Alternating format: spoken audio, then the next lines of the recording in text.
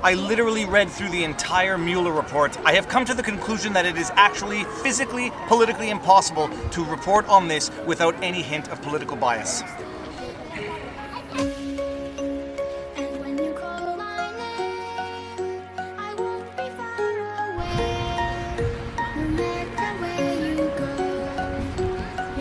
And when I say it's impossible to summarize it without running into accusations of political bias from one side or the other, it's not because of a lack of confidence in my own ability to be impartial. It's the fact that regardless of how anyone reports on this, there's going to be accusations of political bias by either act or omission. And that is to say, accusations of political bias based on facts which someone reports on or facts which they do not report on. And in a document that's 486 pages long, there's going to be a lot of facts reported on and a lot of facts not reported on. And then there's going to be questions as to why someone reported on something, didn't report on something else. Accusations of political bias. What a world we live in.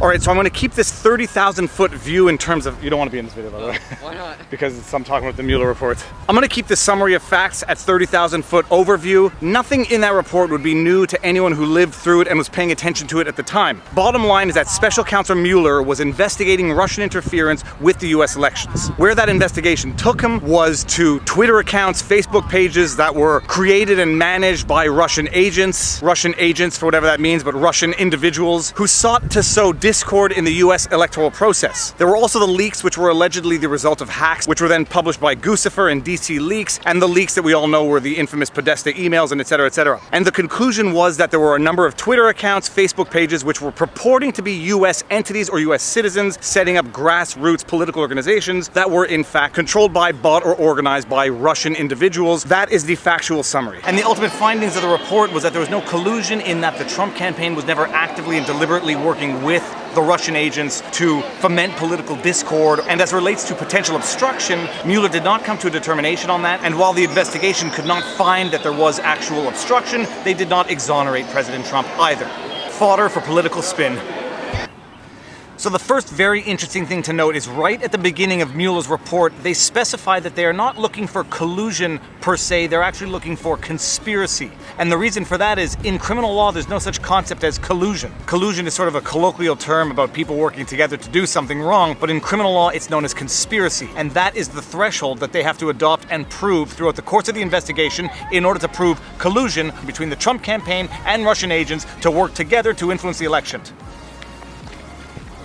So once we get past the initial caveat that this is going to be looking for criminal conspiracy and not collusion in the colloquial sense, we have the framework with which we're going to digest the first half of the report. Now, another interesting caveat, this report is 486 pages long. About 200 of those pages are dedicated to the actual Russia collusion, and then the remaining 200 plus are dedicated strictly to whether or not there was obstruction in the context of an investigation for which no underlying crime was found. The interesting thing is that to some extent we can probably all agree on certain facts. Russian agents or Russian individuals were seeking to interfere or influence the election by way of creating Twitter accounts, Facebook pages, purporting to create grassroots political movements that were biased for Trump and against Hillary for whatever the reason. And at some point in the report, they talk about how there were 80,000 posts on Facebook over a 2.5-year period, and as of 2018, there were 3,000 some odd Twitter accounts purportedly belonging to these Russian agents who created Twitter and Facebook pages under the pretext that they were American. And something interesting to bear in mind is that on Facebook, there's something like 83 million fake profiles, or something like 500 million tweets per day on Twitter. But I think we can all agree that there are a lot of fake accounts of people pretending to be other people for whatever the purpose. Some people are going to consider creating Facebook and Twitter accounts to post as though one is American to be collusion or to be interfering with a foreign election. Other people are going to consider that just to be the nature of the internet. People pretending to be other people to cause trouble or to do whatever. Nothing in the report is news, and the conclusion is not news, and the conclusion is not shocking, because the conclusion that there was no collusion, as in no conspiracy in the criminal sense, is a logical conclusion from the facts that Mueller determined in the report, which were that although there were opportunities, the Trump campaign never paid for opposition research. For some, that's going to be exonerating. For others, that's just going to confirm what they already believe, that you don't have to pay for something in order for there to be collusion. That if it happens for free and you benefit from it, that can still count as collusion. There are two birds fighting over there, literally.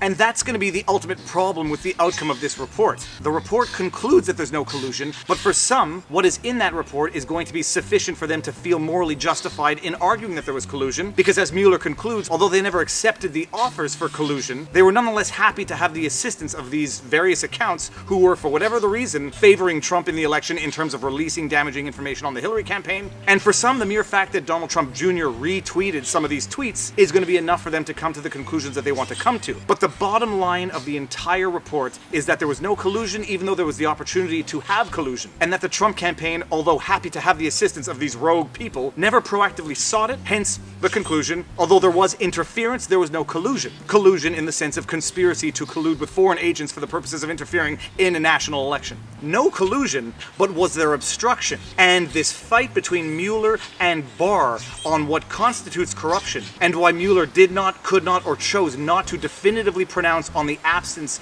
of obstruction, whereas Barr interpreted Mueller's absence of judging on obstruction as evidence that there was no obstruction. Let's break this down because this is the absolute crux. If you haven't seen my previous video where we broke down Rod Rosenstein's letter of appointment of Mueller, go watch that video, because there's a part in that video where I talk about the jurisdiction and the scope of the investigation that was given to Mueller. If you want me to do a law vlog breaking down the Mueller report when it is released, all you have to do is like and subscribe and share my channel now. The special counsel appointed by the Attorney General is supposed to be totally independent, uninfluenced, and uninfluenceable by the people or branch that they are investigating. And just to open up another parenthesis, I have a bit of a headache because I took a bit of a spill in the park yesterday trying to entertain the neighborhood kids with a trick that I do on the swing. It didn't go as planned this time. You wanna do a flip? No, I'm not gonna do a flip. Back. Oh! This is epic failing! Oh my god, are you okay? I'm okay. Back to the Rosenstein letter.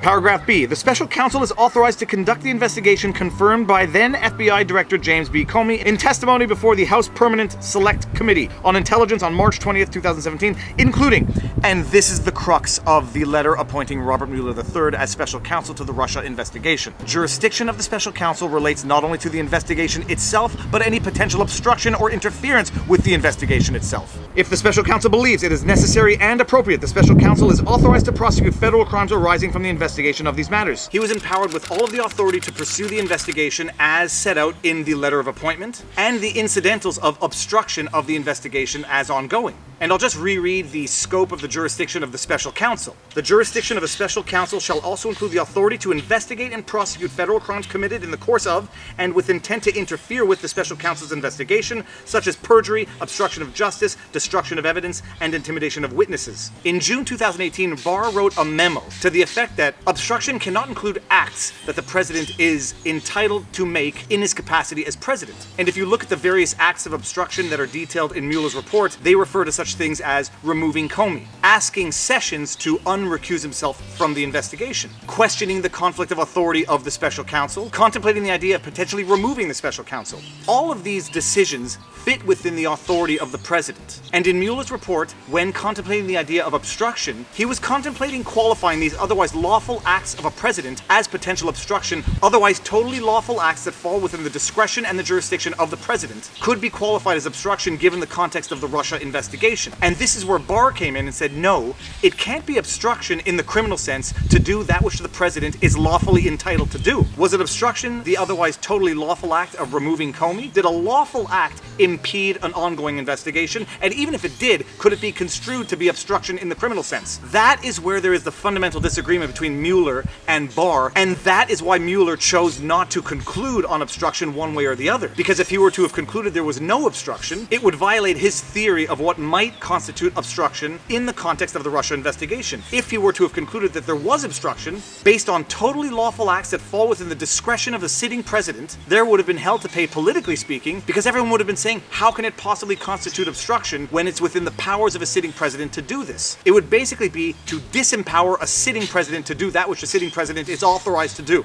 And many are going to argue that the absence of pronouncing on obstruction is evidence that there was no obstruction. The report did not find obstruction, but it also did not exonerate the president on obstruction. It's a little bit of spin just to the extent that the report was not supposed to ever exonerate on obstruction. It was supposed to prosecute obstruction in the event that the special counsel found that there was obstruction. That is as much of a review of Mueller's report as I can possibly do. Anything else runs the risk of being called biased one way or the other.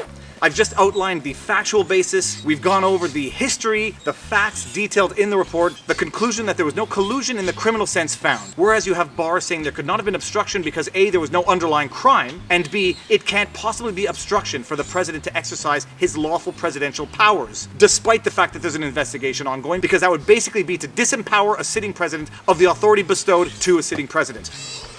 Okay, I gotta go have dinner. If you like this video, like, share, subscribe, hit the notification bell, stay tuned for more law vlogs, and now you know your vlog. Peace out. Boom!